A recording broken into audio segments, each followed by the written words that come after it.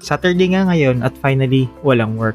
Walang meeting, walang deadlines, and full dad mode tayo. Ito talaga yung pinaka-favorite ko sa work from home life. Kahit busy sa weekdays, hindi ko namimiss yung ganitong moments. Simple breakfast with the family, and honestly, this is already a good start.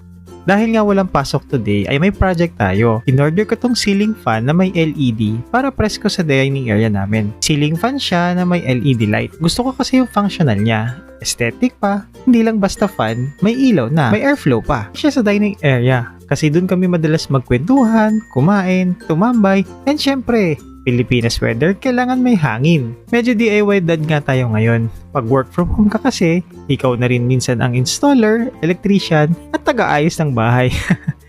Pero I actually enjoy this. Parang productive pa rin kahit weekend. Pero for the family naman, mas gusto ko yung ganitong improvements. One-time setup, long-term yung comfort. Time check, 3 PM na. Punta muna tayo sa church kasi may practice si Ate Alea.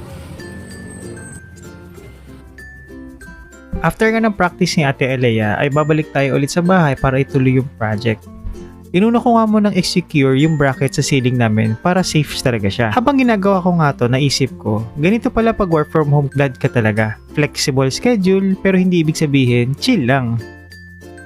Okay, quick break muna, baby bath time. Isa to sa pinaka-blessing sa work from home setup. Available ako at nakikita ko sila dun sa mga very small but important moments. Hindi mo kailangan mag-leave para lang makatulong. After everything, balik ulit tayo sa church. This time naman, tutupad ako kasi may tungkulin nga ako sa Iglesia ni Cristo. Medyo busy ang Saturday pero fulfilling.